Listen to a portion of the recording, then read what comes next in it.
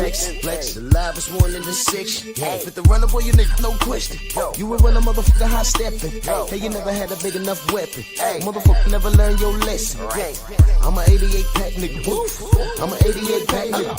I mean, day walker, drink blood, fangs out, full moon, motherfucker change like a hoe. I'm just a nigga from the hood trying to stack a little cheddar for the money.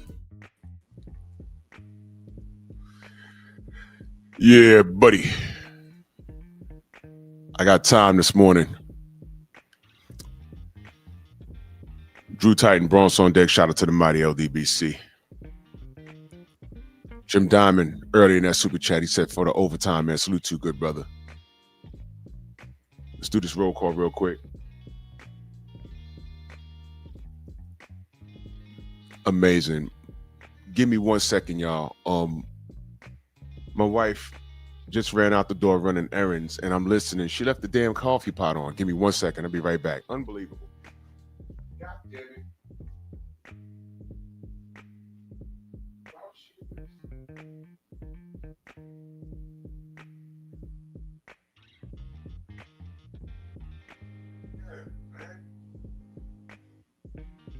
I don't even drink coffee. Burn this damn house down. What's going on? Marriage people. I'm like, why do I smell coffee? And she left. What? Yeah. I should pour it and then go bring it to her. Right? That'd be funny as hell. Anyway, Anwar Willis, Mark Wonderlick, Stormy B-Man, all 3 of his channels. Y'all make sure y'all subscribe to all 3 of his channels. Salute. My brother iRock, salute, brother. Jim Diamond, Dial Big G, Steve L, the Mac, Mr. Mont, the real OG, salute. Rod Neal, Sam Mack, Joe, what's going on, Joe? I appreciate you, Jim. Salute, man. So let's get to this. On this Simian Saturday, WBC worst belt clearly. James Toney said we be crooks. Yeah, no doubt, Stormy. Yeah, take it. Y'all getting hammered. I hope it ends in Chicago because whatever y'all get, we get like a day later or later on in that day. It's crazy stuff. Y'all notice, y'all heard by now everything that's going on, and it's at a point now where something going on in 2025. It's like this is a bit of the year of truth to a degree. It's the year of truth. You know it's a new day when Dan Raphael has to cut up Ryan Garcia on Twitter. Did y'all see that?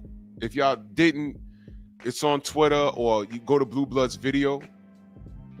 He did a video on it. You know, Ryan Garcia is back to his own shenanigans. Now he's online talking crazy. Me and Stormy was talking yesterday. Kawhi Elliott, salute. Ryan is becoming a lot more verbal and vocal, which means always, you know, I suspect that he's on some drugs again. He's becoming a little more vocal since Devin Haney collected a $12 million check, and this clown got a fight coming up. We don't know if he's going to win because he looked horrible. No, I'm sorry, not horrible. He looked normal against Rolly Romero. He looked very, very, very, very, very normal versus Rolly Romero. Very normal.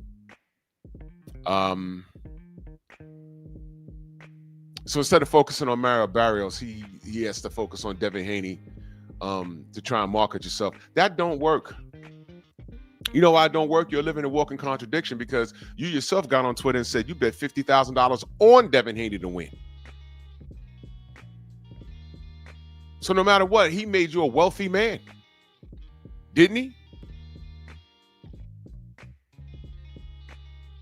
And I stand on this. We've been wondering, hey, man, why is Turkey out of seat giving this kid so much opportunity, man? He's a racist and everything else. You know what? The money Turkey going to get back. He's putting Devin in a position to get the revenge that he wants.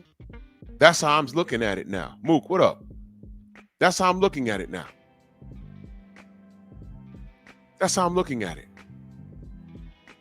All you Ryan Garcia fans that are unconditional, y'all saw the real Ryan Garcia versus Rolly Romero. You was very confused.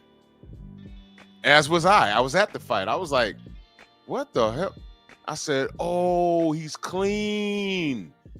When he's clean and he's fighting a subpar fighter, he can't even get that right. Dropped in the second round and everything. I said, okay. I said, yeah, the rematch can happen. Watch him not take it. Now, all of a sudden, his hand broken. The hardest injury to prove. Right? Right.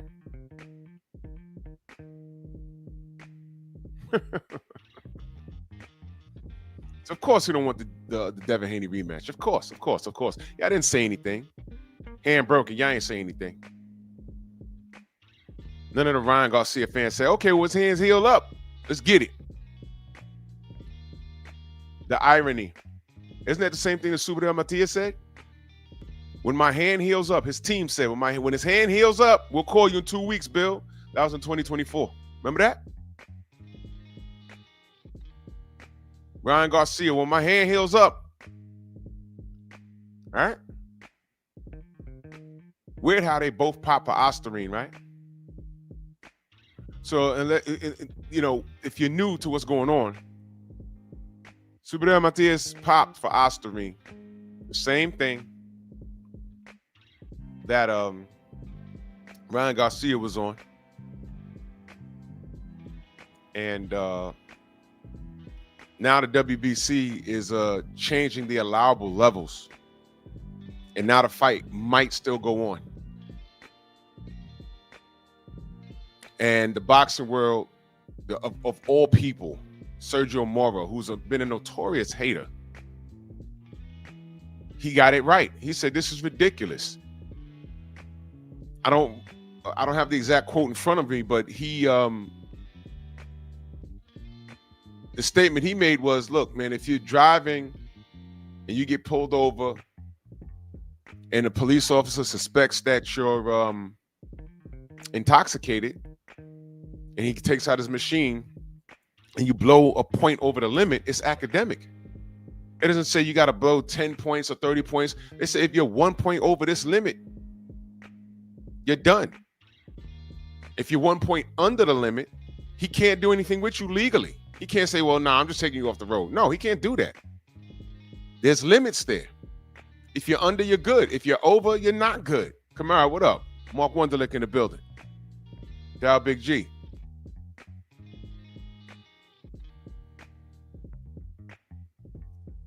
Subadel was over the limit. And here come the WBC again.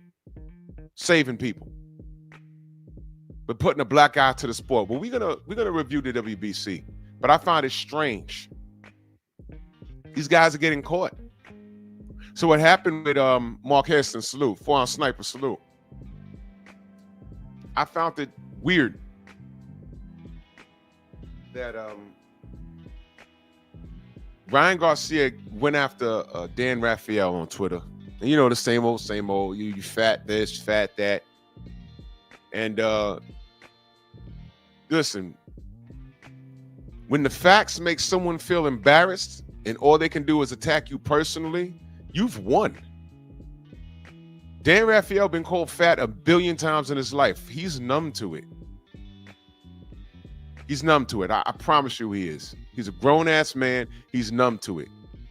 But stick to the facts. And he roasted him with what? Facts. He said Subadel was over the limit. And that's wrong. But he said, Ryan, you was like 600 over something crazy. I forgot the number. But he was significantly over the limit. So when people say, oh, it was only 1/1000th of a gram, yeah, you can't inject 1/1000th of a gram, which means he was cycling off. They caught the remainder in it. You ever walked into a bathroom after someone blew it up, but you gotta go? It's like, oh my God, what the hell was in here? There's no poop on the floor. There's no poop on the toilet. There's no streaks in the toilet, but you smell it. It was there. And he just came out. What's he going to say? I didn't do it. Dude, you was in here for like 20 minutes. Of course you did it. There's nothing on the floor, on the walls, no streaks in the toilet, but I smell it, bruh. It was you. You just blew it up. Brother, be 8 pounds lighter after that.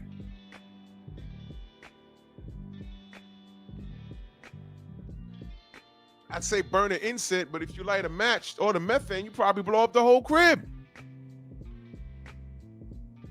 Michael Fleming, salute. Yeah, it's like 60 times over. Rick, what up? 60 times over the limit. And y'all want to talk to me about a billionth of a gram. He was cycling off. Osterine don't do nothing, but this is the second fighter that's on it. And Osterine don't do nothing, but it's on the ban list. Have y'all looked up Osterine? It's a performance enhancement drug. Tim, what up? Hassan, what up? That's it. It's on the list. That's it. So at this point, it's academic. And then Dan said, yeah, you came in 4 pounds overweight, 60 times over the limit. He said, you cheated. Dan Raphael is saying that he cheated, man. He said, you cheated. So Dan could be fat. He could have been eating a pizza and a piece of fried chicken while he was typing that. But was he wrong? Get to the facts. I don't care about how Dan Raphael looks. I don't care about that. Sports guy, what up? Shaolin. Hassan, what up? I don't care about how he looks. I've roasted him in the past because he's had some fugazi things, and I've torn into him. But in this instance, he's right. He's right. And you know this clown didn't respond to him after that, right? 60 over the limit, didn't make weight. 88, what up? And as soon as you off of it, you getting outboxed by Rolly Romero, who's been knocked out twice. Tank knocked him out. Isak Cruz almost killed him. Nobody said he was chinny. Nobody said he should retire. Nobody said he has pillow fists. The elder, Barossa, almost killed him. Nobody said Ryan should, Rolly should hang it up. Those things are reserved for who? Black fighters.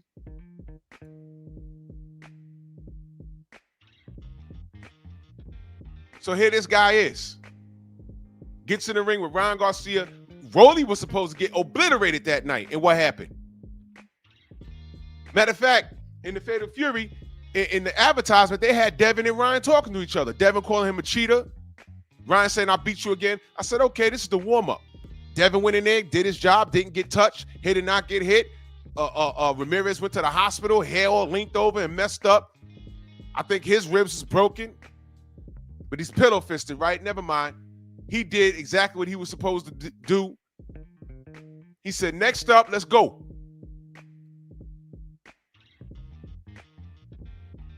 And Ryan said no. Never forget that. Ryan said no.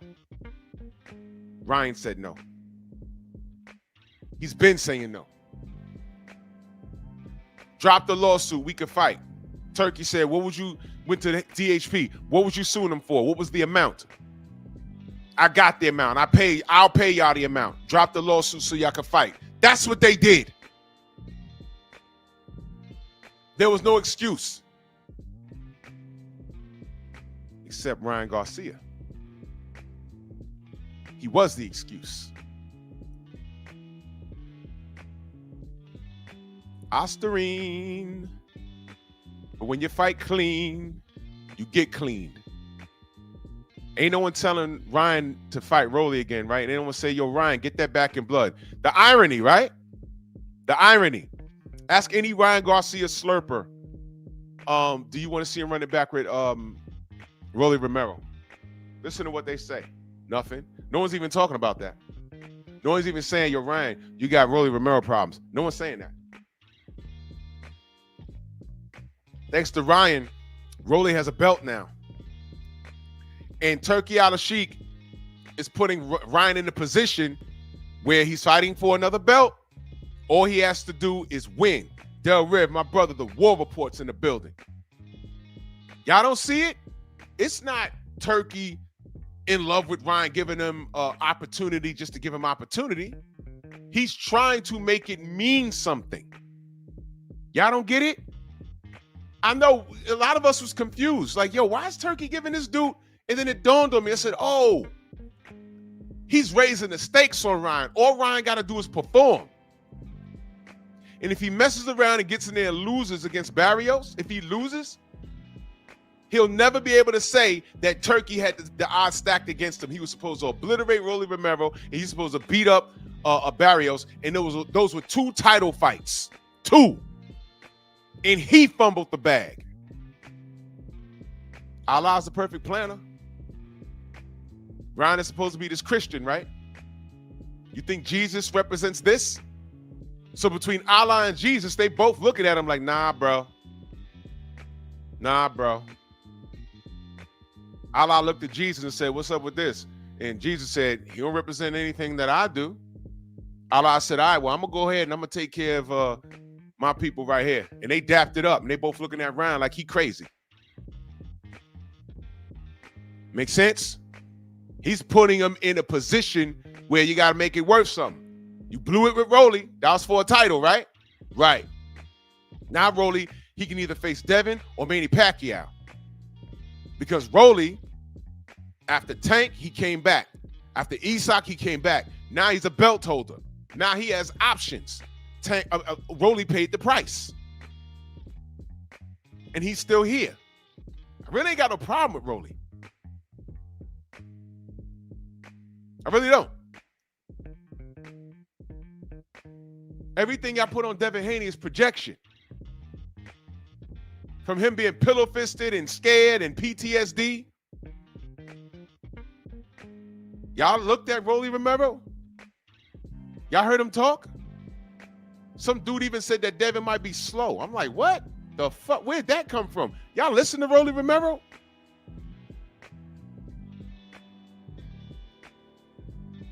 From his voice to everything. It's like, oh, what's going on with him? That's not him being punch drunk. That's not that. That's just him. But never mind all that. We just watching sport, right? From an unbiased eye, right? Right.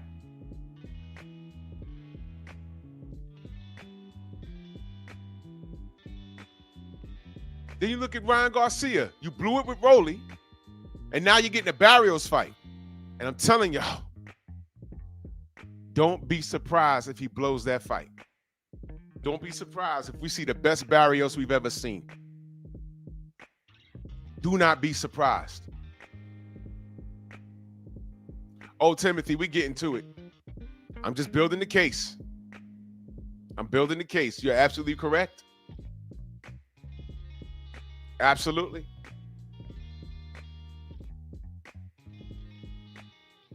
He gets in there and fumbles the bag against Barrios. It's over for him. Where does he go from here? That's all Turkey's doing. He's giving Ryan an opportunity, right? He's actually lining Ryan up. That's what I'm saying, y'all. He's lining Ryan up.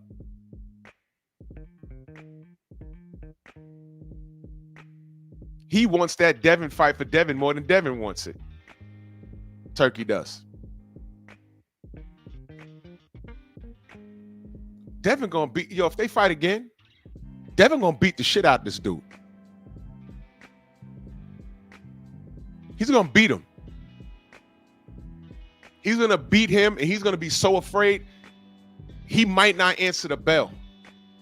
Going into whatever round it ends, he might go back to that corner, and I don't know who's gonna be his coach by then. He's gonna go back to that corner because I don't think he's with Derek James anymore, right? I don't think so. Devin's gonna box him for like about 2 or 3 rounds. He's gonna start clipping him. And he's gonna start muscling him. When he goes back to Gio James salute, when he goes back to that corner, he's gonna have to make a decision. So I don't know who's training him, but it's already obvious that Derek James couldn't help this kid.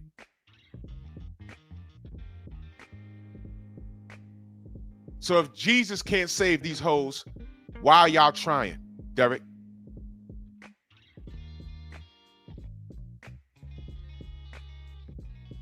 It's going to end badly for this kid. So all of that PTSD and suicidal thoughts and all this other stuff. When he loses, if he fights Devin again, when he loses, y'all better pay close attention to him. Y'all better pay close attention to him. Close. Because he's weak in the mind. That's what all the drug abuse is. People that abuse drugs are weak mentally. People that men that beat on women are weak mentally. That tear up rooms. That they have to call ESU to escort you out of a hotel with a Magneto helmet on. Because you're a threat to yourself. He's weak mentally. What he said about black people, black women. He's mentally weak. Everything that y'all tried to project on Devin, that's him. And he can't fathom losing to Devin. On this level, he can't fathom that. Especially after all of this, he can't fathom that. That'll put him over the edge. Why do you think Teofimo even gonna play with it? 11 milli? I'm not fighting Devin at all. I'll talk shit, but I'm not fighting him at all. Because I can't take losing to a black kid. A black king. I can't take that. They done banged out my ex-wife and banging out my sister. I can't get in here and lose to him. The optics is going to look bad to me. So I'm just not going to do it. And I'm going to use his last performance as an excuse. And I'm Latino and no one's going to hold that over my head anyway. And y'all didn't. Y'all didn't. Nobody said Teofimo should retire after the Sandor Martin situation. After the Nakatani fight. That was the guy's name, right? The Japanese dude when Maitio said, I'm not fighting tall fighters anymore. After the Jermaine Ortiz fight. Nobody said, yo, Tio should pack it up, man. Nah, no one says that. After the George Kambosos fight, what? Nobody says that. These things are reserved for black fighters. And they're supported by a racist system, which includes the WBC.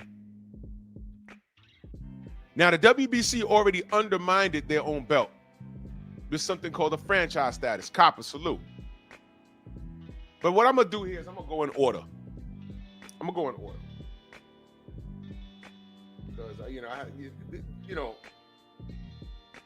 well, I'm going to try and go in order. Let's start from, okay, Franchon Cruz Dezern. Who remembers that? Y'all remember that? Franchon Cruz Dezern. You remember that crap? Man, okay, let me take y'all through it for those of you that don't remember. Because I remember like it was yesterday. Franchon Cruz Dezern. Champion. And she's fighting this Willie What's-It called Alejandro. Ace Data, salute. Alejandro Herman ass. And I'm looking at this chick and I'm like, well, this she, he, notice he, her, they, him, shim, those pronouns. She's part of the pronoun people. And I'm looking, I'm like, okay. The bitch had traps like me. The bitch looked like she could shrug like 200 pounds. And I'm like, hey man, look, is that a naturally born woman? That's what I asked at first. I was just asking around. Then people say, no, she's really a woman. I said, damn. And then I said, well, was she tested? That's all I asked. Well, I wasn't the only one asking that.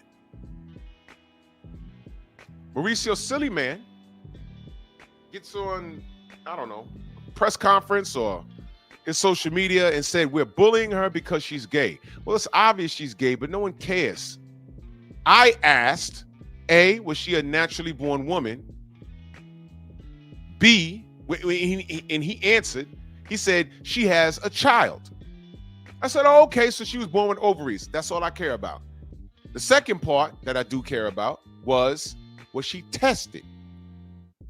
And this dumbass, Mauricio Simian, stuck on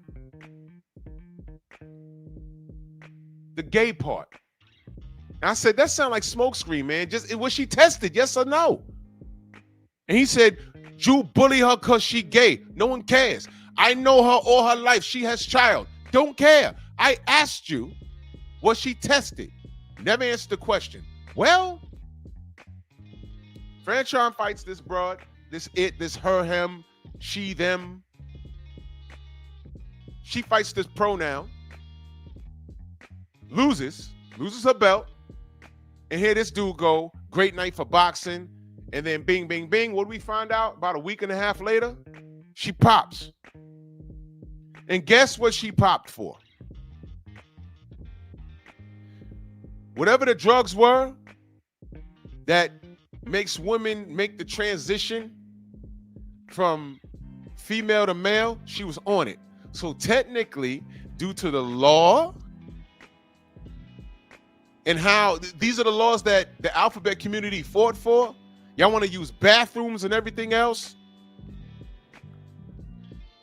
Legally, our sister Franchon Cruz Dezern was in the ring with a man. And I said, I knew there was something wrong with her physique.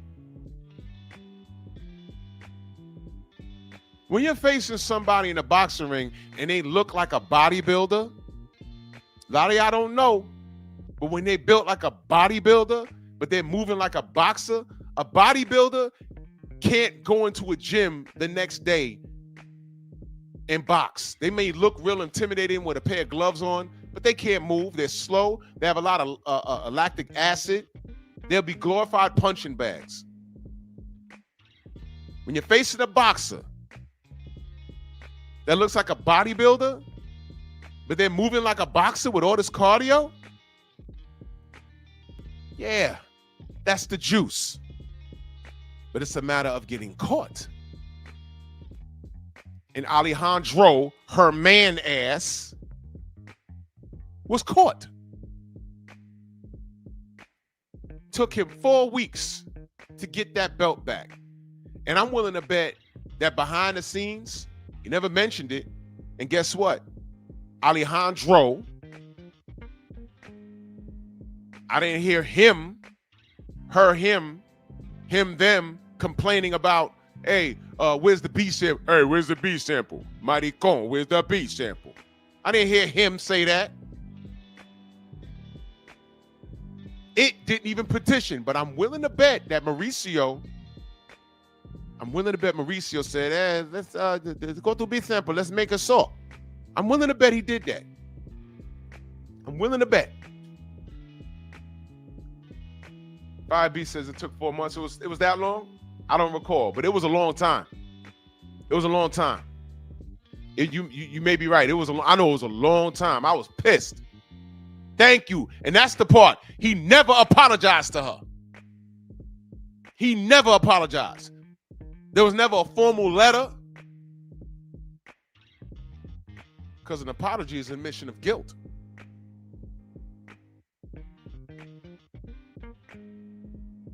But here's the deal. Drew, that don't mean he's racist, does it? Y'all heard of a boxer by the name of, her nickname is La Barbie? She fought Rio Togo out of Japan, and Rio Togo's gloves was compromised. Bust her face up. Well, wonder why I brought that up? Because after the fight, the next day, those gloves was on his desk. You don't believe me? Watch this. Hello, my name is Mauricio Sulaiman, Executive Secretary of the WBC. We would like to announce that we have begun an investigation regarding the situation that happened in a female championship fight last weekend in Mexico. The fight was between Juarez and Rigo Togo from Japan, and there was a situation in which the gloves were tampered with. The WBC is gathering all the reports from the supervisors from both camps, and we will have a hearing with Togo's management to have them explain exactly what transpired during that situation of the gloves. Here's the evidence. It is a critical and alarming situation because the so-called skinning of gloves seems that happened for this fight. We are very concerned about this situation, and the WBC is gathering information regarding this happening not only in Mexico but other countries and other arenas. We are very concerned about the matter, and we will pay full attention to this situation, and we will inform accordingly of what happens after a hearing with Mr. Togo's manager. Thank you very much.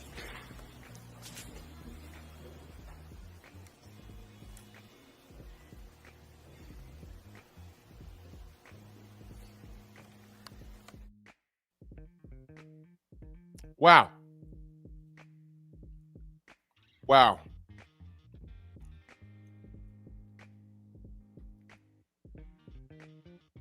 Wow.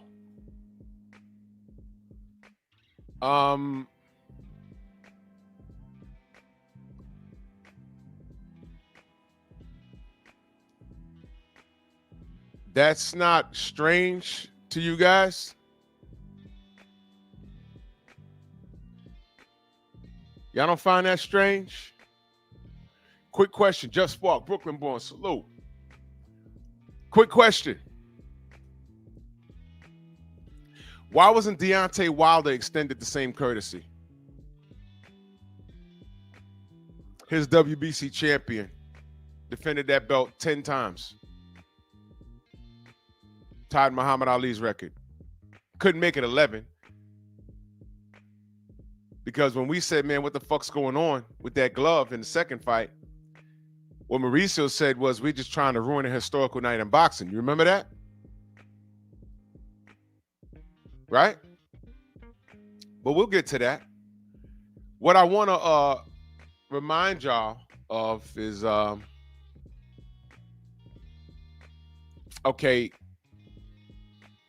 Mauricio Simian is a bad person. And he's a very racist person. Well, you know what? Let me use the correct wording, because we like to fling around the word racism. Racism just means you love your race. So I hope everyone does love their race. But what we're talking about is prejudice. What we're talking about is bigotry. That's what we're talking about. He's a prejudiced bigot. That's what he is. WBC is a Latin belt. It's the green. I call now the vomit green belt. I don't give a fuck about this belt, and they don't give a fuck about it. They've undermined their own status. Kai World, salute. They've undermined their own belts with things like the franchise status. But we're gonna go in order. Do y'all remember when this fool? All right, I spoke about how boxing is so corrupt in the Olympics that they were going to do away with it. Y'all remember that? I did a whole live stream about that. I'm like, man, Olympics and Summer Games in 2028, they're going to do away with boxing because it's so corrupt. I said, well, we did this, but someone was going to swoop in and save Olympic boxing. He was going to work hand in hand with the IBA to clean it up. That person was Mauricio Simian. And I said, wait a minute. Of all fucking people, him? Well, I did a video about it. Y'all might not remember. It's a few years old, but let's run it. Drew Titan Bronx on deck. Shout out to the mighty LDBC. Boxing scene. Link will be in the description. I just found this very, very interesting. The WBC will work with the IBA to ensure boxing has a future in the Olympics. I hope y'all can see that belt. Y'all remember that belt? That was a Black Power belt. That was a Freedom belt to be issued in February. Black Fist breaking chains.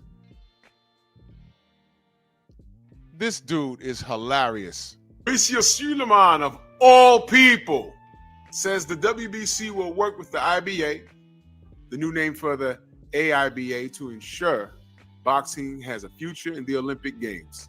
The WBC president has been a long critic of the amateur codes crisis hit governing body, but he believes it is most important for all people in the sport to work together to ensure that. This is a time for the world of boxing to unite. I'm sorry. I'm a struggle to get through this. Because coming from this guy, but let me just get through the article. Then I'll give you my opinion. He said, this is a time for the world of boxing to unite because the basis of boxing is amateur boxing, Suleiman said. It is the basis for everything. Wow. AIBA was stripped of the right to stage the boxing competition at the Olympics in Tokyo after a string of controversies that came to a head at the Rio Olympics in 2016 with the allegations of corruption and fight fixing. No, really? The International Olympic Committee set up a task force. Wow, all of that. A task force for boxing. Go imagine that. They set up a task force to run the competition in qualifying for Tokyo, which largely passed off without controversy under new president Umar Kremlev. The renamed IBA is looking to put its problems in the past, having tasked Richard McLaren, who uncovered the Russian doping scandal, with investigating AIBA corruption. Among his revelations was a system of corruption among judges and referees to fix fights. I'm gonna stop right there. You know why? Everything that he's saying he wants to fix, is he at liberty to fix any goddamn thing? And Is he at liberty to fix anything? Anything? The answer is no. And the fact that he was volunteering to fix it made me wonder, who in 2028 does he plan on eyeballing?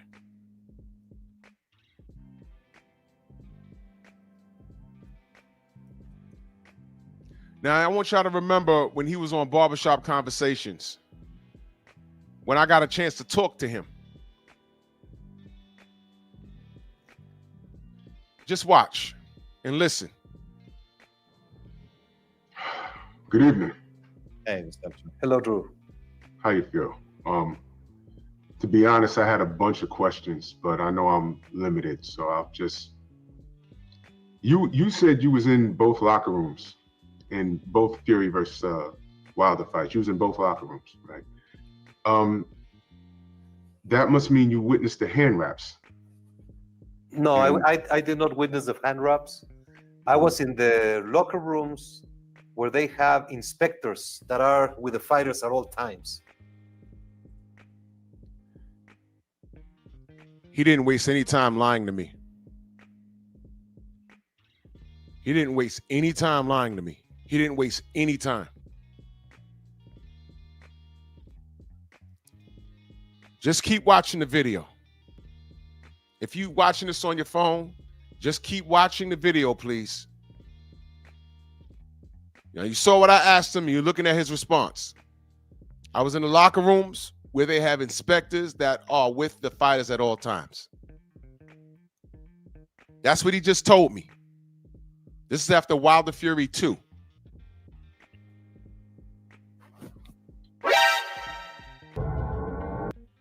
And this is his response to Sky Sports.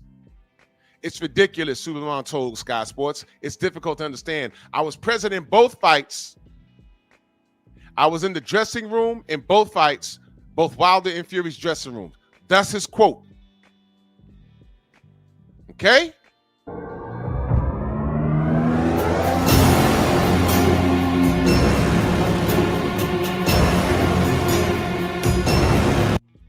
One was in California, the other was in Nevada. In both cases, there were at least 3 inspectors in each dressing room.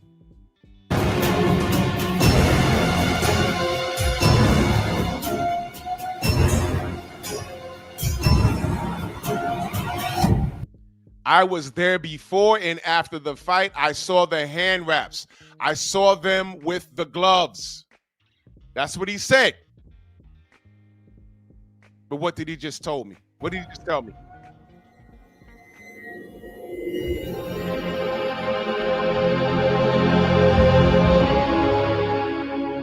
Okay, so you was in Fury's locker room, but you didn't see the hand wraps at all. No, I visited both locker rooms. I do that in every title fight. I go with the challenger, go with the champion, wish him luck. Sometimes I go 2-3 times before the fight. So what I have said constantly is that I went to the locker rooms, and if you were to visit a locker room, you would see how many inspectors are in a room for a title fight. I've actually seen it. I've seen video. I'm good friends with Tay Jones, and he shared cell phone videos, and I didn't see you. So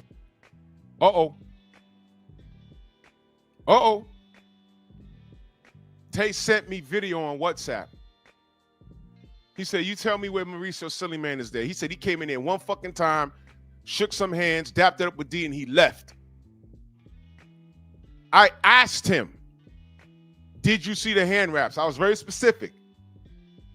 Did you see who put on the gloves? I was very specific.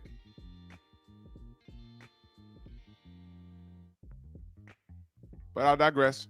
I was asking, you was in both locker rooms, so you didn't see the actual hand wraps, and you didn't see who put on whose gloves. Because the reason why I'm asking is because I'm sure, you've seen. Now look, I had to put back up what he said. He said he didn't see it, but he told Sky Sports, I was there before and after the fight. I saw the hand wraps. I saw them with gloves. With gloves. Not who put them on. With gloves. Did he check the gloves? Did the commission check the gloves? He didn't do anything. He went in there, dapped it up, and left.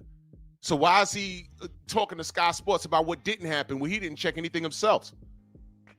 And the commissions didn't do shit either, obviously. No, I'm sorry, they did what they were paid to do via Daniel Kinahan. You know Daniel Kinahan, his buddy, that he told us to shut the fuck up about? Like he told us to shut the fuck up about Alejandro, her man ass? That was wrong. Shut up about Daniel Kinahan. I'll judge him based off of, I'm not Interpol, I'm not the police. I will judge him about what he does with boxing moving forward. A week later, $5 million bounty on his head, and he's like, oh man, I made a mistake. That was already strike 3. I didn't even get to the Canelo thing yet. You see? All you gotta do is ask questions. Let them talk. You've heard of Glovegate and the allegations about Tyson Fury's gloves, and it's interesting. Ricky brought up the Togo situation, and I'm glad you answered that question because things are different with jurisdictions, and I'm glad because I didn't know that. So I just learned something. Thank you very much. However, before I get out of here, what was the outcome with Togo? And the boxing commission had the gloves. I need you to listen to this. The boxing commission had the gloves. And they confiscated the gloves. And the boxing commission had the gloves. They confiscated the gloves. And they were researched. They researched, and there was no padding. There was no padding. There was removal of the product. There's the removal of the product of the hair on the Reyes gloves. Removal of the product of the hair of the Reyes gloves. Hashtag Adrian Broner, Marcus Maidana, but I digress. That's what actually happened, and the commission presented that protest The commission presented the protest to the WBC. To the WBC, and they had all the evidence. Okay. All right. I'm gonna get out of here, Fred. Where's Fury's gloves right now? Right. Now he done said that about Rio Togo and Juarez, La Barbie Juarez, right? His name is Wilder, not Wilder. It's Wilder, right? Why didn't Deontay Wilder get extended the same courtesy? I didn't want to go there because they didn't put him on the spot. And I was trying to be friendly for the sake of Fred's show. But I went right to this question. Where's Fury's gloves right now? And were they inspected? Were they inspected? I'm sorry? Fury's gloves. Were they inspected? Yeah, I'm sure I don't know if the boxing commission has the gloves or who has the gloves. Now he don't know. Yeah. First he says yeah. Then he says, well, I'm sure they were. He don't know. He says, I don't know if the boxing commission has the gloves or who has the gloves. Now watch this. But the gloves are inspected. You see my face? You see my face?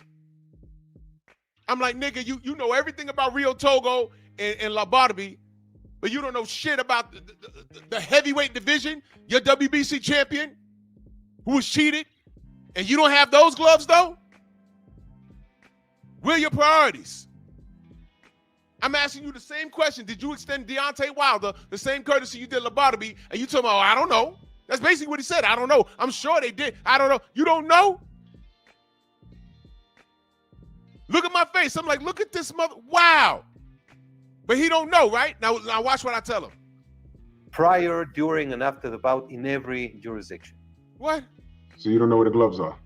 He don't know where the gloves are. No. He says no. I know where they are. Where? In Sugar Hill's house. He told us. Sugar Hill, the infamous interrogation that I did on Sugar Hill, that's the one that got me famous. With my camouflage do-rag, I just came home from the gym. Tay called me, he says, you never guess who's going to be on Barbershop. I said, who? He said, Sugar Hill. I said, man, I'm not calling it. And we watched for an hour. Tay called in first. I said, fuck it. Then I followed it up. And that's what got me internet famous, whatever. But on that show, he revealed when the gloves were, we asked him where the gloves were, he said the gloves are in my house. I said, oh, that's great. So sometime later, this happens, and I told him they're in Sugar Hill's house, meaning go get the gloves, man.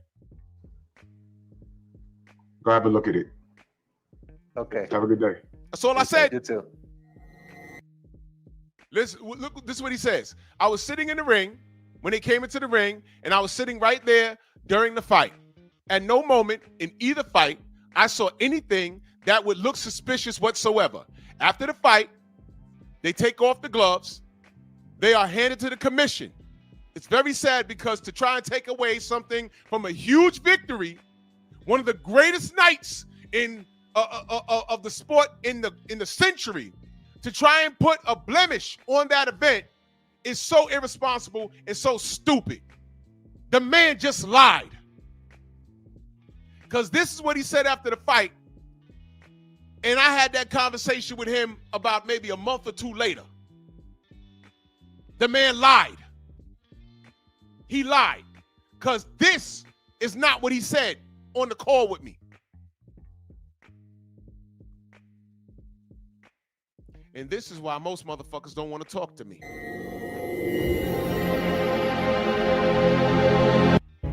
He called us stupid, y'all. He called us stupid. You understand? He called us stupid. It's not stupid. We're just asking for him to extend the same courtesy. Why are you doing for one and not the other? I'm not saying La Barbie's safety isn't any less important than Deontay. I'm just asking for fair treatment. Isn't that what black people always ask for? Because trust me, if we wanted revenge, we'd have got that years ago. We just want fair treatment. Hey, man, you emancipated the slaves. Fine. Let us, okay, you don't want us mooching off you? We're going to create our own towns and everything. And y'all went and burnt that shit down. We were thriving. Y'all put drugs and guns in our community.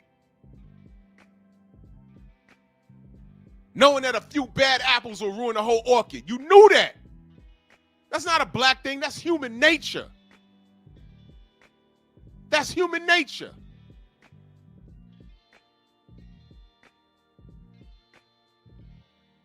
They want to talk about black fatigue. All you crackers running around online talking about black fatigue. We tired of y'all. We tired of y'all.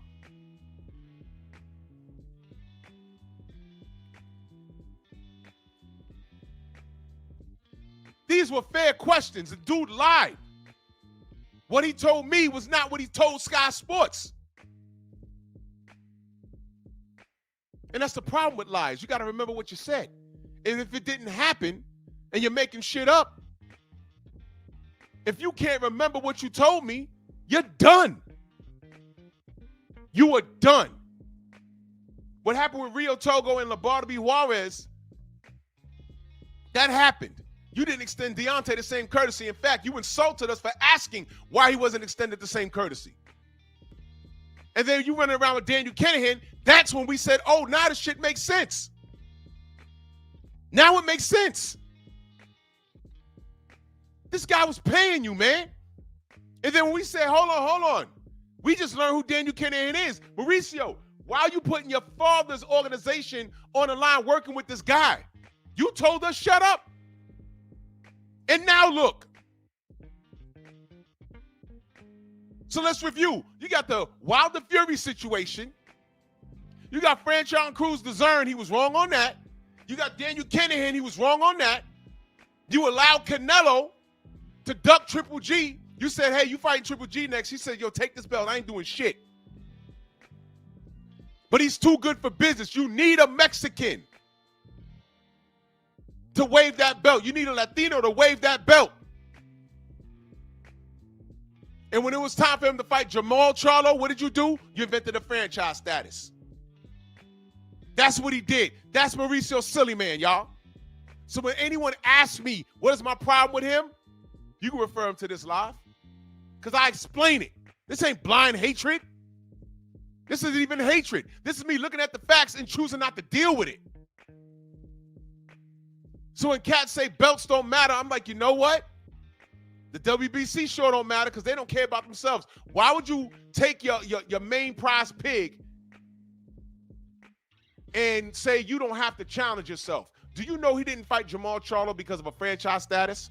This is Canelo who beats everybody. Maul was up next. That version of Jamal Charlo at that time would have beat Canelo. But Canelo didn't challenge himself. And y'all let him get away with it. I'm not going to let y'all forget that. Jim Diamond, salute, man. He says, Cook, man, I'm on the job. Salute. My brother Tony C.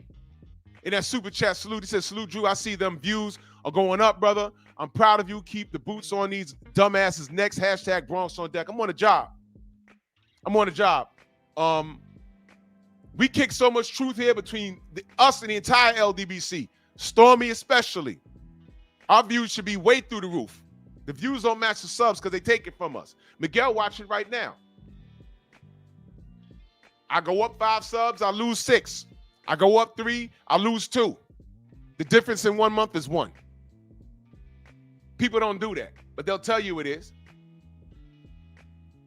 But I don't do this for a living. I have a job. Mook, what up, Mook? I have a day job. Mind the Mountain Moose, so salute. The truth is good enough for us. That's why I say like the video, share the video. We are our own algorithm. We kick so much truth, we're not putting the algorithm. You know what they put in the algorithm? Glorified D-sucking videos of Ryan Garcia, of Canelo. And, you know, I'm not on here bucking my eyes and tap dancing and in character all day long. Oh, man. Ryan Garcia, he got that lip hook now. While inhaling chicken. Tim Bradley. You cats are disgusting. All of you. I don't have to do that. I should have 20,000 subs by now. But I'm too honest for them. I'm not conforming. I'm not Jerry Springer. Do y'all remember a guy named Phil Donahue? A lot of y'all are young. Phil Donahue was the king of daytime talk shows. White man with all white hair. And he discussed issues in society. It was a very serious show. He had on a tie and very serious. When he retired, they were looking for the heir to the throne. Sally Jesse Raphael was a woman. She had her own lane. So it was her and Oprah, but they were looking for the next Phil Donahue. And there was a lot of pretenders that came around. A lot of them. Geraldo Rivera was around, but he was more in tune with the black and brown issues. So he wasn't it. Then they found the man by the name of Jerry Springer. And there was some guys that came along. There was the Richard Bey show. When Richard Bey came along, the name of his show was, the first name of his show was People Are Talking. That was the first name of it. And it was a more serious, and he was on there with a shirt and tie. Same thing with Jerry Springer. They were on two different channels. Jerry Springer used to be on NBC out here, I believe. And then something happened.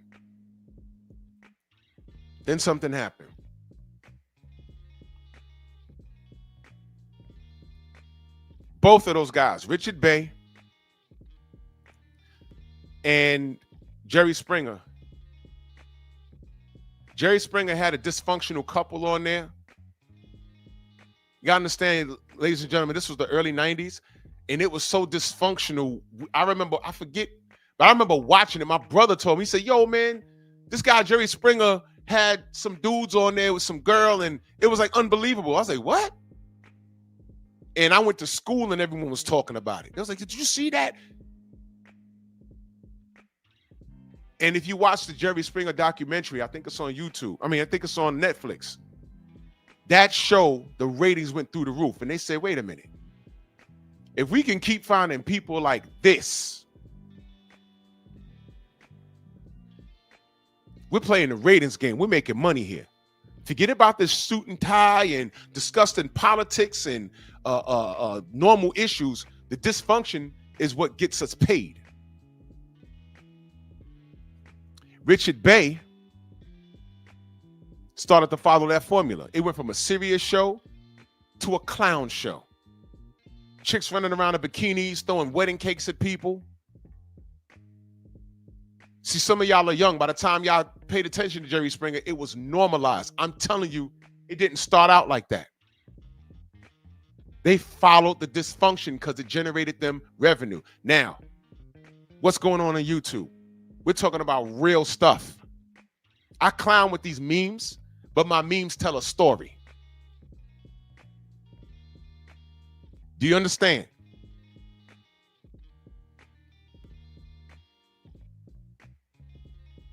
There's an element of comedy behind this, but I'm telling a story.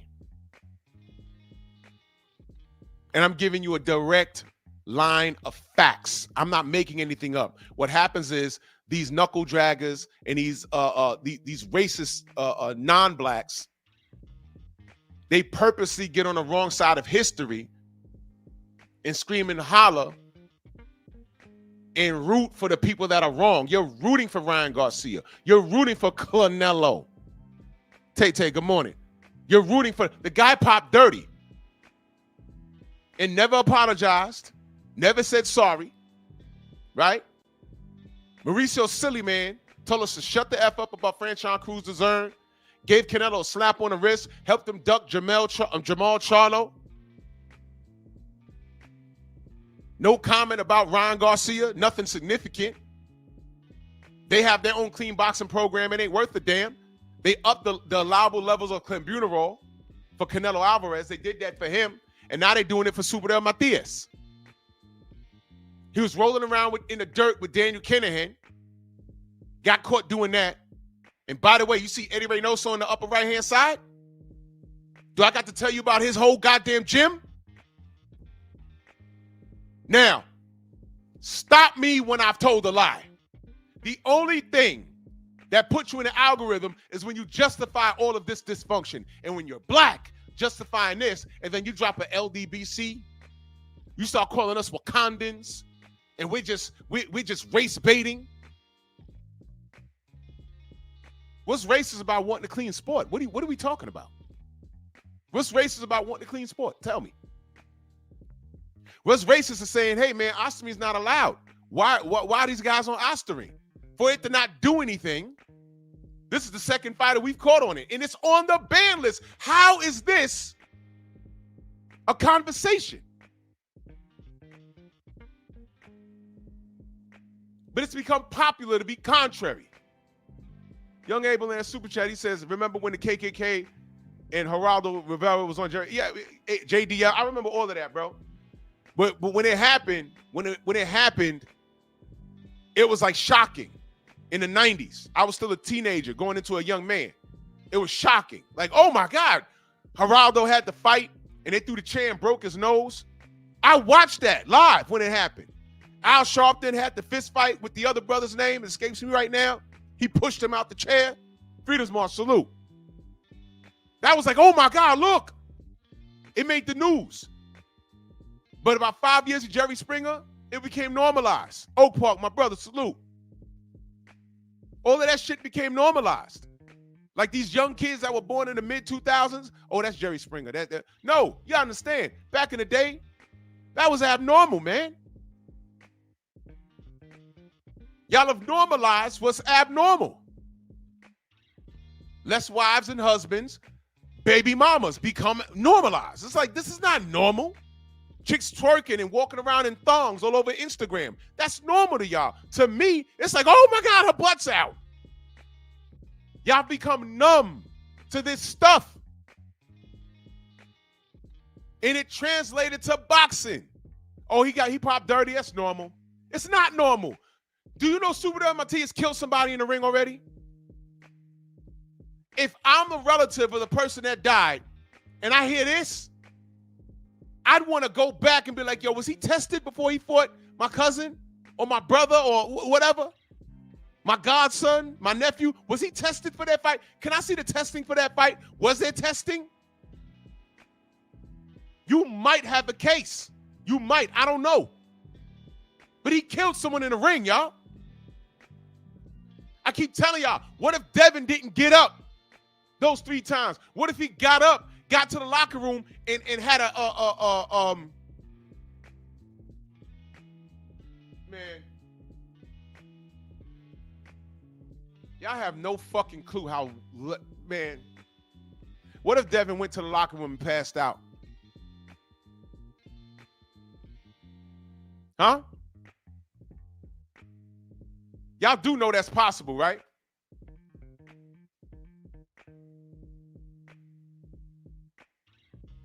Y'all do know that's possible, right?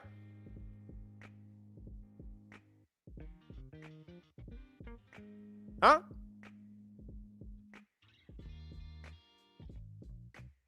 Think about it for a second.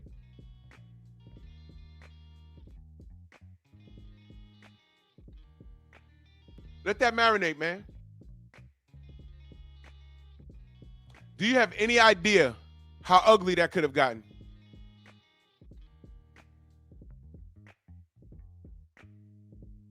I want you to think about it.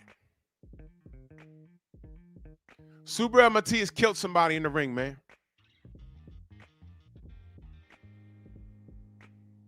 Think about what I'm saying.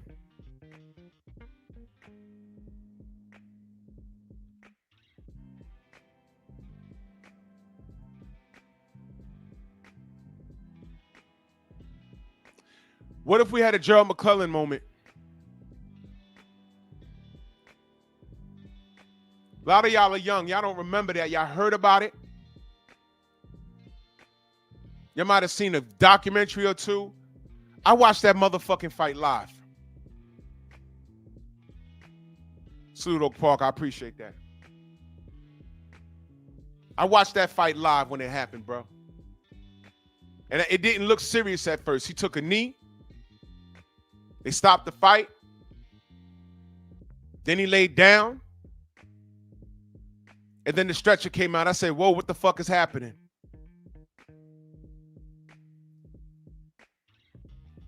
And shout out to Art Hostas, because it was through him we found out that, not Conor Ben, his dad, Nigel Ben, ran around with a gang called the Essex Boys that specialized in running drugs. And Gerald McClellan was a killer. And he almost killed him in the first round. In fact, he was all hanging out the goddamn ring. Ben was. And then he recuperated and fought back and did that to Gerald McClellan. Got up off the floor like nothing happened. Sort of like how in Wilder Fury 3, Fury was bouncing around in round 11 like it was round 1. Bro, Drew, what does that mean? What does it mean? Y'all don't remember the fight was supposed to happen in July? And he caught COVID and left the country? And then came back? The guy has a goddamn history of cheating. What are we talking about here? Then he came back. Got stretched in round 4. Got up and got dropped again. By the time we got to 11, he's bouncing around like nothing happened.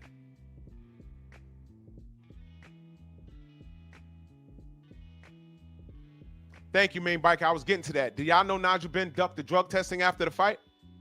Y'all know that? Gerald McClellan, I stand on this. Gerald McClellan was assaulted in that fucking ring, man.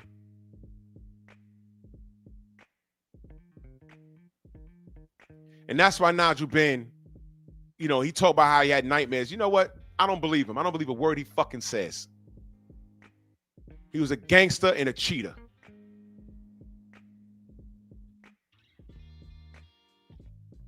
I forgot who Julio Cesar Chavez Jr. fought in Texas.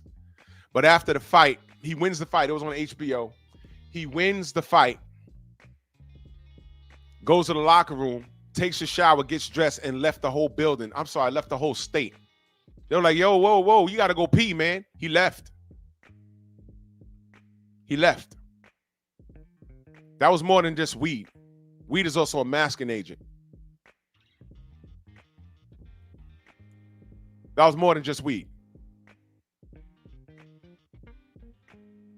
But I'm a hater, though. But we know his history, though, right? I'm a hater. When I said it back then, I'm just a hater. But question, after he fought Jake Paul, what happened to him after that? Time reveals all truth.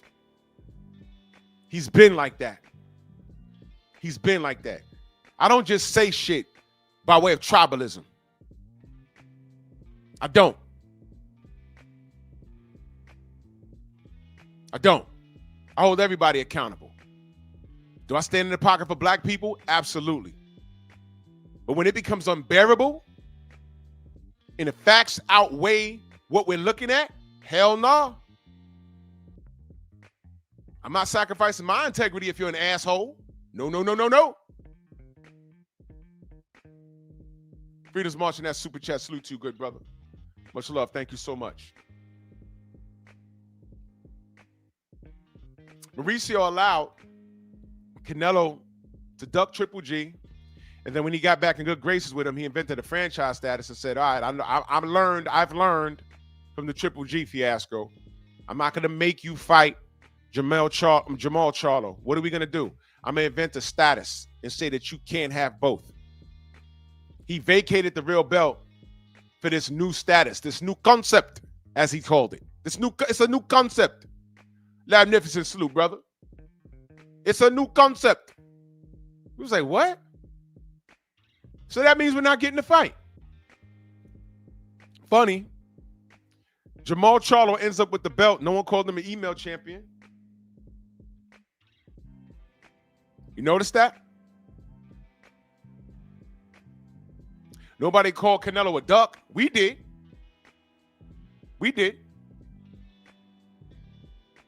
He pops dirty for clenbuterol. Triple G was like, man, I don't know how. You mean to tell me I was fighting this guy? He was on drugs? They give him a slap on the wrist. He played it in our face. You saw the commercial where Canelo had a rack of ribs, a half a cow hanging up in the gym, and they clowning and laughing. If playing in your face was a person, it's Canelo. And you're talking to a person that supported Canelo once upon a time. But how much am I supposed to overlook? And he's enabled by who? Mauricio Simian. Canelo has generated $500 million. Well, I think he's made $500 million. Running around to these different companies, the Zone and the PBC. Ends up in good graces with Turkey. But I just said, you know, you get the Riyadh season, all you got to do is perform, right? You nice like that? All right, cool. What you want to do? You know what he didn't want to do? He didn't want to fight David Benavidez. So forget black fighters for a minute. You don't want to pass the torch to your fellow Mexican / Ecuadorian, but all Latino? You don't want to do that? Openly duck them. Why don't you want to fight David Benavidez? This guy's on record saying all he has to add is the extra 20 pounds on fight night. So what? You're Canelo, right? Y'all remember y'all wanted Floyd Mayweather to go inside the ring with Manny Pacquiao with no proper drug testing? Or he said, all I want is OSDT. And the world had a fit for like 4 years. I said, wait a minute, what are we talking about here? Just take the test. They made more excuses for Manny Pacquiao not taking a Olympic-style drug testing than anything. I was like, wait, no, what are we talking about here? Oh, well, Manny's afraid of the sight of his own blood. Manny don't like needles. He has a medical condition. I said, the man got tattoos. What are we talking about? Man, oh my God. Oh my God. You know what? God ain't got nothing to do with this. What you're seeing here on the screen is a legacy of evil. A legacy of evil. There's nothing good in this meme. From the bottle of Osterine floating around here, to Subadel Matias, to Ryan Garcia, to Canelo, to Daniel Kinahan, to the whole Reyes gym. I've never seen a fucking gym where 95% of the fighters pop dirty, bro. I've never seen that. That's never happened. All fucking around under the banner of the WBC. You cannot make this up. If that was Derek James and Al Heyman and Floyd Mayweather and Devin Haney and Abdullah Mason on this page, with all this dumb shit happening, man, no LDBC panel would be safe. Everybody would be on our bumper. And guess what? Justifiably so. Because I'm not defending that. But you know what happens? When you get a bunch of buck-eyed, big-lip, knuckle-dragging Negroes that do defend this, they get put into the algorithm. We're not liked. Period. We're not liked. Main biker in that super chat, he says, Ben, Fury, dad, and son. Apple don't fall far from the tree. Exactly. John Fury headbutted a kid in Usyk's camp and broke skin. That kid was like, he was a teenager? He was a kid. He was minding his business. You headbutted the kid in the face. He knew who to do it to. If I was standing there, he would look right past me. You go on and headbutt me. I'm going to headbutt your back. We're going to be scrapping out here. No, you're going to be getting fucked up. All of that growling and shit. The loudest mouth in the club had the glasses of jaw, if that makes sense. Nigga with the biggest mouth, with the deepest voice, all you gotta do is go up there and tag him one good time. Yo, yeah, you know what I mean? Y'all fuck nigga, yo, yeah, don't go near me. Oh, bing, sleep. Sleep. You have a right to remain silent. Anything you say won't be much. Be silent or be silenced. I'm that nigga. The loudest nigga with the biggest bass in his voice, 10 times out of 10, he's the biggest pussy. Let him talk. When he get near you, handle your business. Trust me, because he's going to be more shocked that you cowboying up. What, you didn't fold? You're not intimidated by my size. That's why niggas, when they say, yo, man, just because you big, I ain't say nothing about me being big.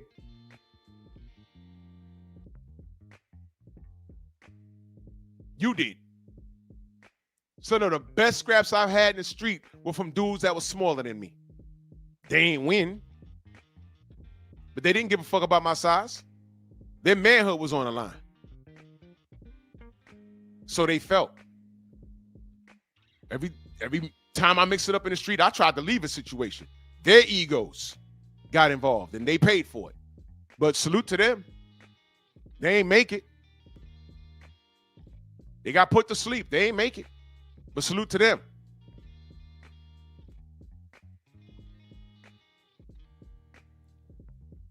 Fuck out of here.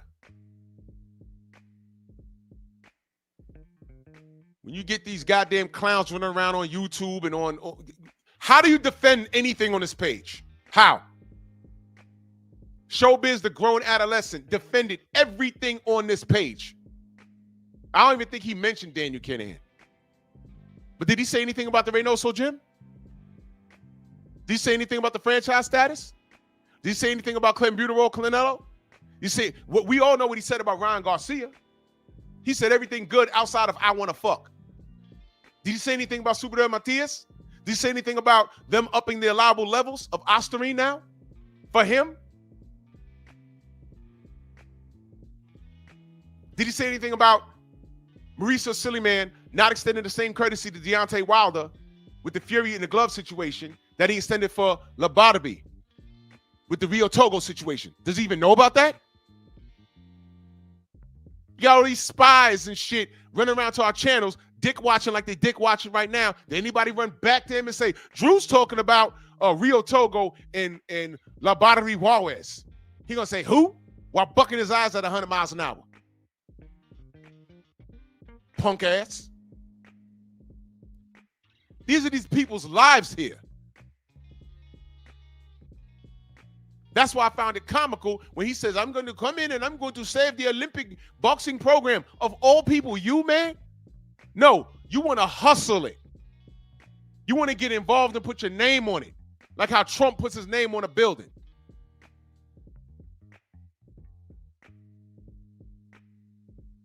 You want to create a farming system. Who's the next handsome young lad that you can put some money behind? Because Canelo old now.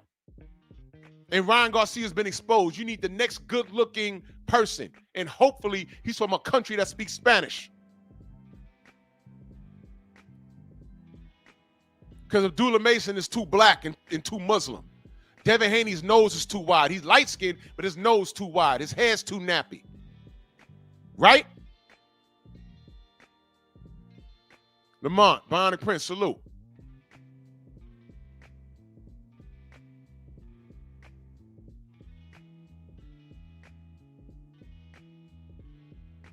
You make me sick. Y'all want to talk about how the WBO, a.k.a. Bob Arum, whatever Bob orders, and the WBC co-inspired with Teofimo Lopez to freeze Devin out?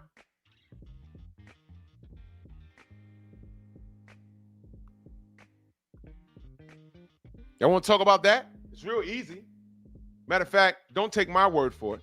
Why don't we listen to good old Teofimo Lopez? Hey, Devin Haney made a comment, trying to make whatever it is. But at the end of the day, Devin, you don't know. The WBC is not going to have you, even if you do the competition, they're not going to have you fight for the title. You can get mad at everything. I'm fighting for the title after this fight, for the IBF. And then after that, me and Loma for all four. And where are you? You're not going to get a shot, bro. And you don't know that, but we do. And that's what we did. I'm not going to fight more fights. So it is what it is, man. Talk what you got to talk, my dude. But at the end of the day, you're not becoming a world champion at 135. Well, that aged well. That was 2018. Not only did Devin prove those assholes wrong, but Devin went on to be undisputed at 135. And guess what, T.O.? All your punk ass with your Shark the Con mouth had to do was beat George Kambosos. And you couldn't even get that right. You was running around trying to get a bag, right? Y'all remember he postponed the Kambosos fight like 3 times? They were supposed to be fighting on Triller and doing this and doing that. We got J-Lo. Remember that? Remember that? Well, you know what happened? He fights George Kambosos in New York. He loses. He's backflipping in the empty arena. And that's how Devin Haney came into play.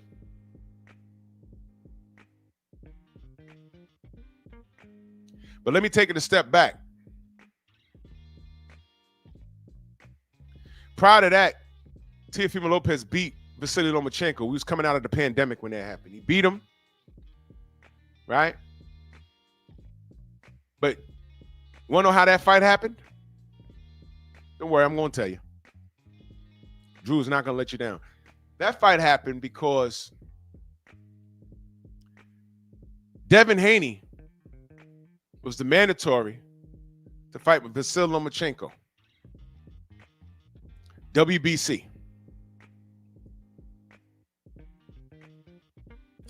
And y'all remember what happened? Loma is the second franchise champion. I'm like, what? Now there's 2 of them running around. So I'm trying to figure out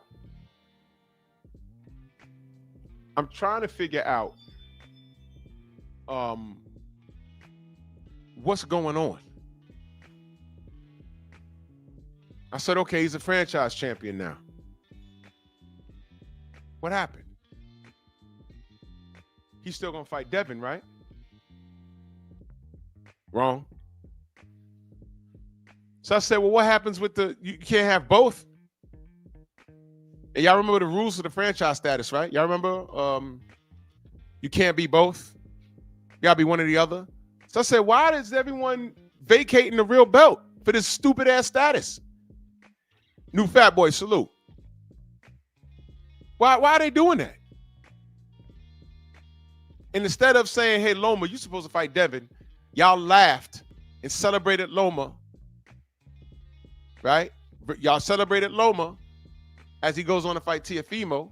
Teofimo already had 3 belts, right? Y'all celebrated that and called Devin the email champion. That was funny. I'm like, well, young Devin wants to fight. What's going on? I said, we in the world of vice versa. I already knew what it was. By then, it's solidified. You already knew what it was. He goes on to fight Teofimo Lopez. Lopez beats him. I said, okay, well, so what? No backsies. Either he's going to go fight Devin or, I don't know, I hope Teofimo fights Devin because either Loma's going to fight Devin to get that belt back or Teo got to fight Devin because he got the last piece of the puzzle. Instead, in the ring, they hand him that franchise status.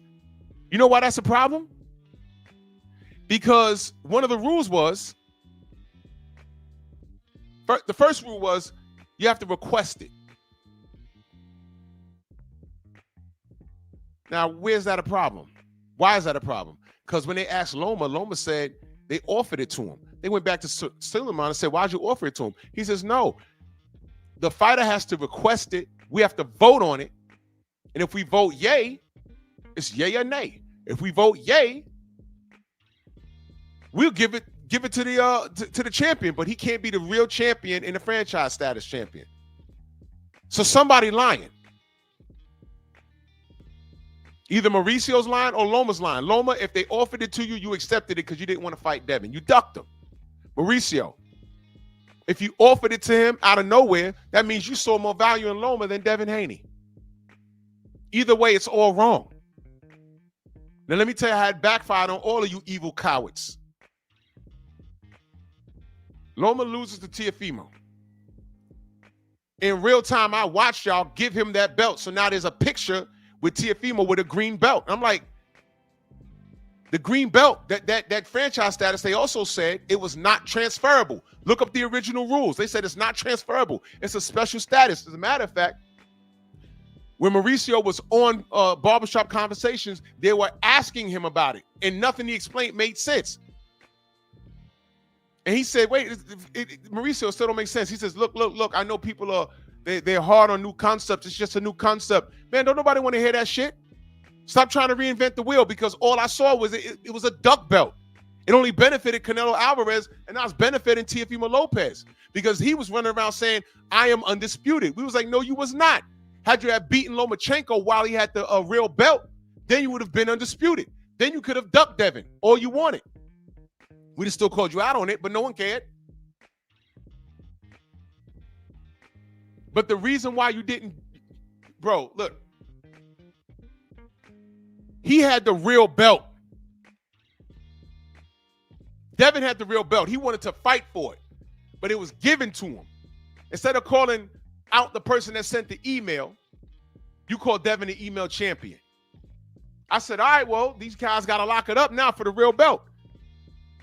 This asshole says no. Now I'm worth millions of dollars. All right, cool. Go get your money. Leave Tio alone. Let him get his money. That's what Cats was saying. All right, cool. Left him alone. Enter George Kambosos. Cheeks in that super chat salute. He says, super trash. WBC stands for we be cheating. Yes. Yes.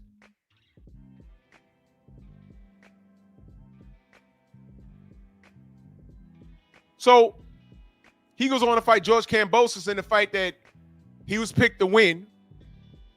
I'm riding around my city. They had George's name spelled wrong in Manhattan. It was the most disrespectful thing I've ever seen. I said, damn. I said, well, I don't know how this kid's going to do it. And I wasn't too familiar with George, to be honest with you. But I said, man, you know what? I hope he wins, man. Because he's supposed to be fighting Devin for that last belt. But the thing was, I think George was the mandatory. So, I forgot how it worked out. But he got in there and lost to Kambosos. I said, look at this. And then George started acting funny, but that's something else. But after he lost, Teofimo told some more truth. Listen to this. Yo, Tio, can we just get a Haney Kambosos? Who do you think wins that fight, brother? Oh, fuck. No, it's a made fight for Haney. Yeah. In what way? What do you mean? Huh? What do you mean? Oh, the whole shit was a scheme, bro. They had the zone. I was on the zone platform. They gave it to Kambosos because they knew what I was going to do with it. They knew what I was going to do. I was going to drop him. Then it's a longer process for Devin to become, quote-unquote, undisputed. It's all a game, man. They pay that shit. Isn't it going to be tough to win in Australia, though? Like, if it's a setup, isn't it when they set it up in America, not Australia? Where why everything's already made. It's everything. I had to see that for myself. So they already knew who won before they even fucking announced it. See the tapes. Hey, Tio, what advice would you give Dev on what he's got to do in the ring with Kambosos? Fuck Buffalo. You see that? So you're admitting to corruption, right? You're admitting to corruption. But when the corruption was in your favor, so you thought back in 2018, and all you had to do was win, you were fine with it. Newsflash. There's no level of corruption that's in the favor of any black fighter. None. Unless your name is Nigel Benn.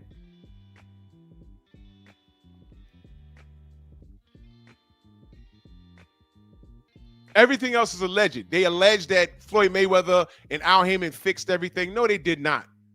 They were fighting against the machine. Like Devin Haney and Bill Haney's fighting against the machine. They were victims of the machine. So now he wants to say everything was already made. No, Devin went in there and beat up George Kambosos for 24 rounds. It wasn't even close. What do you mean? He did what you couldn't do. Beat George Kambosos, and he's doing what you refused to do. Fight the best. Tio, you could have fought Devin for undisputed at 35. You didn't do it. You could have fought him for $11 million recently. You didn't do it. But his Buckeyes telling him, hey, is Buckeyes showbiz the grown adolescent? Is he telling Teofimo Lopez Hey, man, you were supposed to fight Devin for that 11 million while sucking on a chicken bone? Or does he go in there with get on all fours with knee pads? Going under his ball sack like a baby bird waiting for his mom to throw vomit in his mouth for breakfast. Big brother, what up?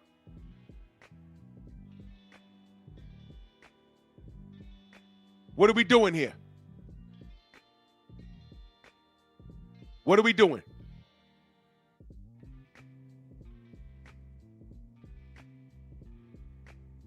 Stop me when I'm lying. I don't need to. These are actual facts. And I'm keeping it so simple. Do I need to go on the Daniel Kinahan rant?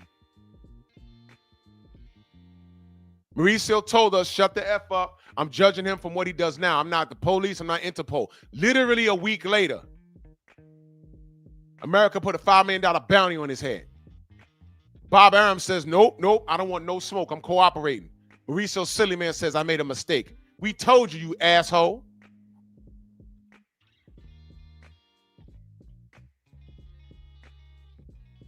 Y'all remember when Devin was stripped after his shoulder surgery? Y'all remember that? You were like, damn, he's having surgery. They made him champion in recess. But then I forget how it went, but they reneged on that and gave him back the belt. They were going to take the belt, and what it meant was that he'd be granted an immediate shot at a vacant title, once he's deemingly healthy and good enough to get back into the ring. That's what it was. But why take it in the first fucking place? They ain't wasting no time. Oh, well, Drew. Mr. Ishmael, salute. Oh, well, Drew, that's not racist because he let Jamal Charlo hold on to that belt forever. He did. But these cats are symbolic, and I stand by this. Beezy, what up? I stand by this. I need you to listen carefully. These cats are symbolic. Mauricio and the WBC didn't want Jamal Charlo to lose that belt to anybody, but whoever they designated. They know Jamal Charlo was a mark. His mind ain't working right. He's dealing with whatever mental problems he has.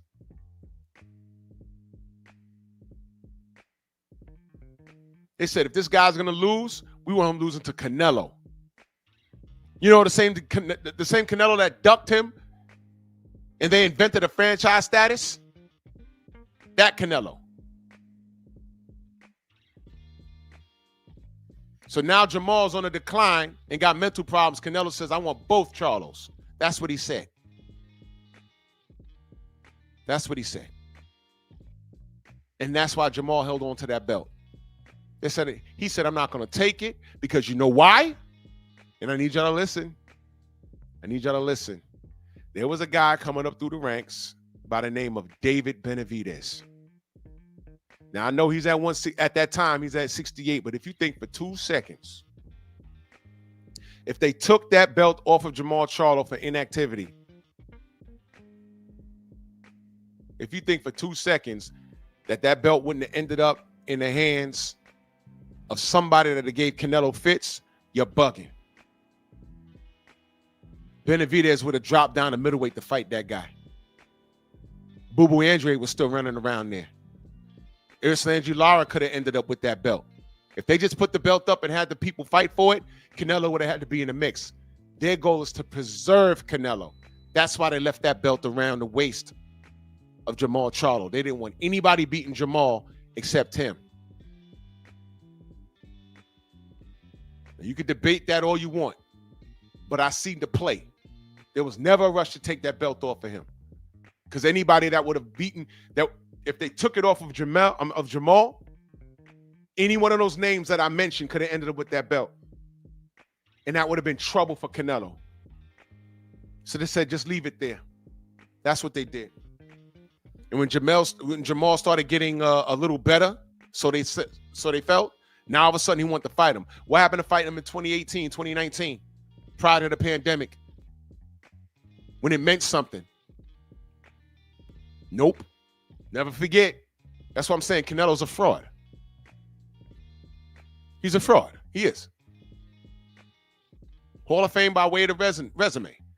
But he knows his limitations. His trainers know his limitations.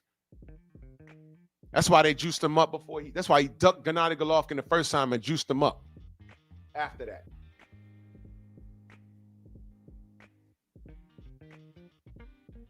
I don't need to get into the Haney Garcia thing. We all know. It's in real time. But the reason why people are going crazy right now to date, because actually the Garcia thing and the Matias thing go hand in hand. The clean boxing program designated by the WBC is an absolute joke. They're spitting in our face, and they're disgusting.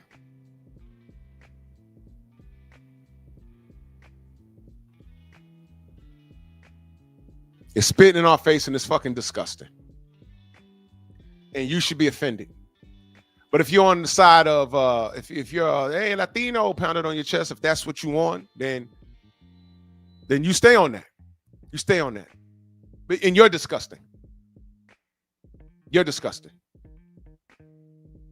These clowns are so, when a black athlete does something wrong, they run to our channels. You gonna talk about this?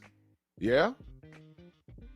Or I'll ignore it because I don't represent that. That's not a representation of me as a person. Yeah, he's a dickhead. What more do you want me to say about him or her? But right now, as it stands, everything on this page.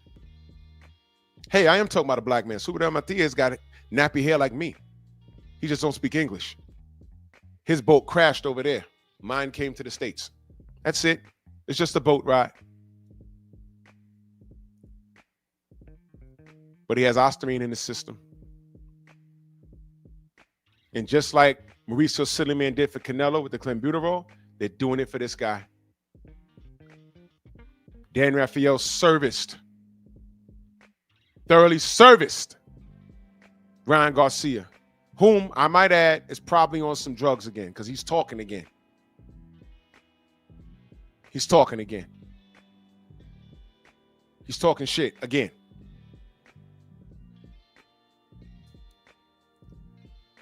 So Dan Rafael told him what to do. Well, told him about himself. Sergio Moron, the Latin snake. I was calling him Sergio Moron because he said some questionable shit. But he got it right the other day. He said, this is ridiculous. You see, when you stand on truth, and the truth is supposed to come from the facts, you stand on that, nobody could deal with you. So I'm never concerned when people get in my comment section or whatever. Look, man, when I talk about these clowns, the Reynoso Jim, Mauricio Simian, Daniel Kinahan, clenbuterol, Canelo, Ryan, racist Garcia, and now the cheater, Super Matias, who killed someone in the ring. Now I'm calling that into question. I always say the same thing about anybody. You don't have to like that I'm talking about people that you support. What do I say? Whether it's these clowns or Tank Davis, whatever, stop me when I'm lying. I don't have to lie on these clowns.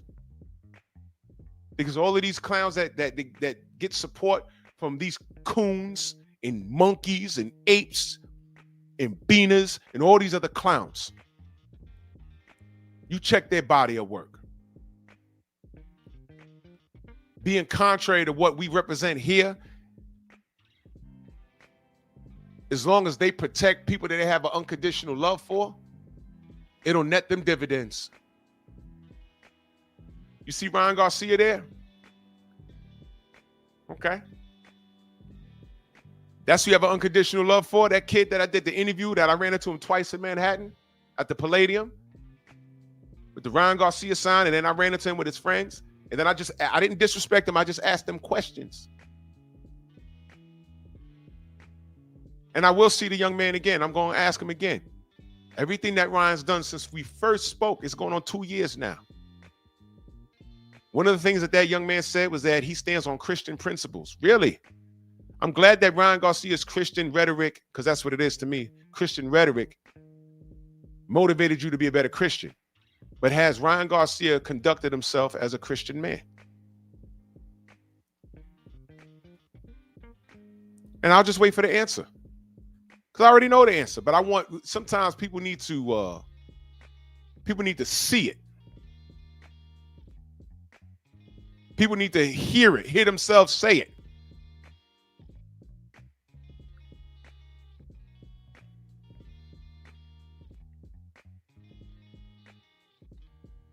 Crazy stuff, right?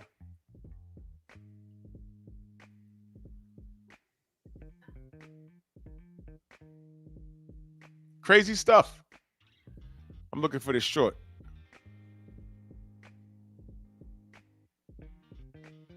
This dude went on a tear, didn't he? You see, this is why Tank fans can't stand me. This is why Ryan Garcia fans, they don't even come around no more. Because I don't have to lie on these people. I just point it out like, yo, what is this? How do you explain this? How do you explain this? And they can't. How do you explain Teofimo Lopez going on a racist tirade talking about keep your black fighters? His father saying, man, stick to talk about the fight. And he telling his father, be a man, be a man. Going on a racist tirade.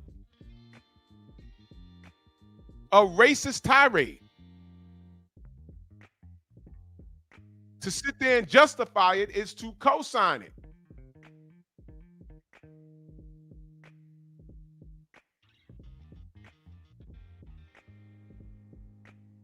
Y'all know what I'm talking about? That's right. Give me 1 second. I'll help you out.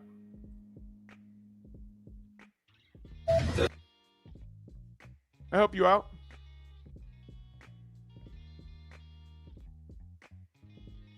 Remember this? What are you trying to say? It's cool, man. Just ask me the questions. In the lead up to the fight, you said if they want the black fighters, they can keep them. Why'd you say that? Huh? Why? It's just a bias part of what I'm seeing in our field. That's it. Because it just seems like there's certain ones favoritizing others. I believe the commentators that are on the stand of ESPN are a bit biased to certain fighters. Off the record. No, it's not off the record. Keep this on the record. You wake up, bro.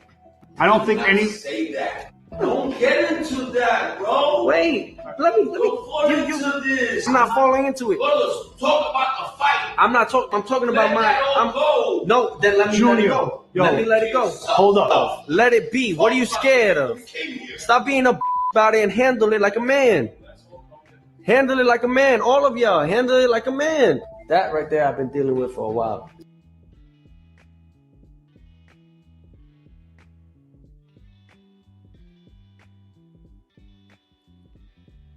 Really? What made him say that? What made him say that?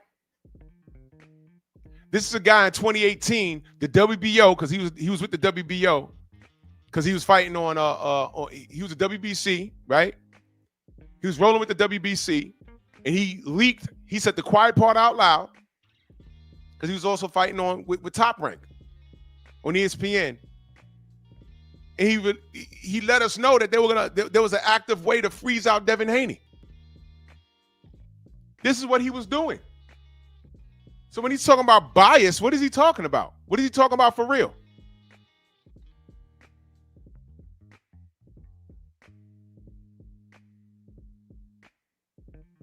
You understand? I don't have to make this shit up.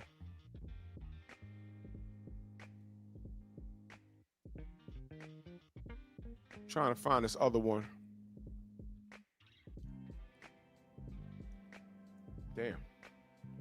I don't know what I did with it. Anyway.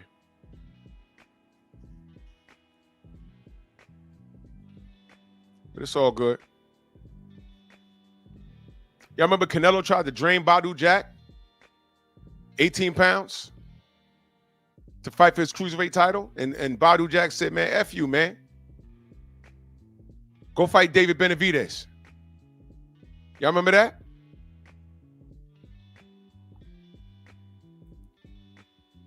Crazy, right? All Benavidez has to offer on fight night is an extra 20 pounds on fight night. But when he fought Edgar Berlanga, Edgar Berlanga came in at 198, which is actually what was he, like 4 pounds heavier than Benavidez was when he fought at 175 rehydrated. Ain't that right? These guys are living, walking contradictions. Living, walking, breathing contradictions. And all you got to do is let them talk. And all these guys get exposed in the wash. From black-ass Richardson Hitchens to these brownies over here talking crazy. To Keyshawn Davis with his fatherless meltdown. Conor Ben cheating all over the place. All of y'all. Y'all all get exposed. Tank Davis high-fiving Ryan. Floyd Mayweather telling him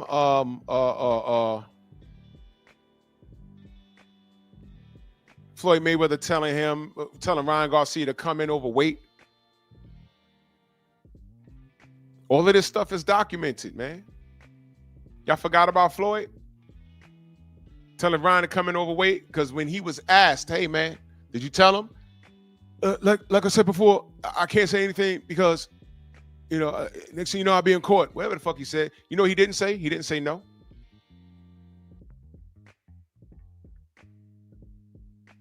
All these niggas get exposed in the wash. I'm telling you they do. And the brilliant thing is, stop me when I'm lying. If you can justify what Teofimo Lopez just said, say something. Say something. Until you knuckle draggers. You know what Ryan Garcia did say? He said, I'm going to do this and ain't no one going to do anything to me. And y'all done made that motherfucking greasy ass dude feel very comfortable, didn't you? Didn't you? Yeah, you sure did. And that's why I don't respect these clowns. When you ask me about when these clowns do get on the panel, they find their way on the panel, they start talking about, oh, well, Showbiz said, don't ever in your life tell me anything about no goddamn Showbiz. He's a coon. Tim Bradley, coon. He's a coon and an ape hybrid. Sean Porter, coon. He's a xenomorph coon.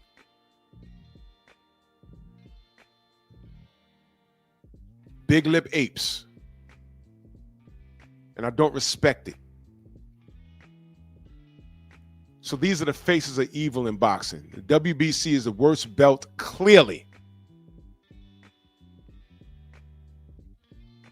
And this should be the last straw with this Osterine fiasco. It's nonsense. It's unfair, but it's typical behavior. And I ain't gonna talk y'all to death. Let me get out of here, man. Salute to y'all. Thank you for rocking with me on this Simian Saturday, number 7. I gotta do this every now and again.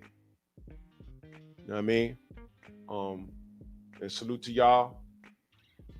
And I'll see y'all tomorrow, actually. Bronx on deck. Move! Why are you gay? Who says I'm gay? You are gay.